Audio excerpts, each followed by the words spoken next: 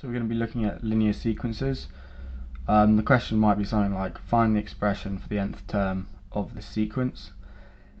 And basically what it's asking you to do is create a little expression that allows you to find any of these values if you plug in the value for n. So what you want to do first is find the difference between each one of these. So 5, 6, 7, 8, so that's 3, 8, 9, 10, 11, 3, 3. So each one is jumping by 3. So you just write 3n, and then you need to get to the starting position of 5.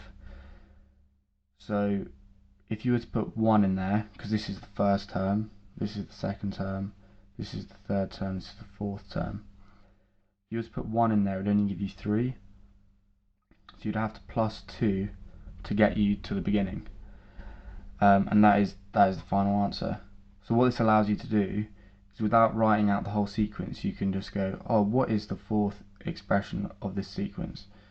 You do 3, put the 4 in, plus 2 equals, that's 4, 8, 12, plus 2 is 14. And that's exactly what you get. The next one is exactly the same. You first want to work out what the difference of these is. 3 again.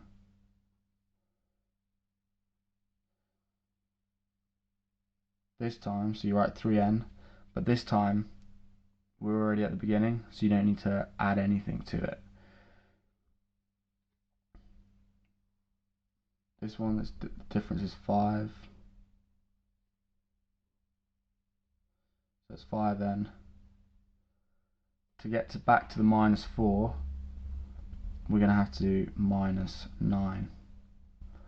Double check that by throwing a 1 in there. 5, 1, minus 9 equals minus 4. Sweet. This last one, I should have come up with something else other than the 3. But it's just to show you that it's exactly the same if it's a negative. So that's just minus 3, minus 3, minus 3. So we have minus 3n. And then to get to 9, we want a plus 12. So don't forget that minus sign has an effect on it.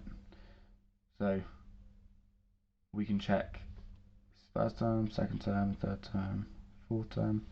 So if we want to double check this was correct, we could throw in the value of 3n.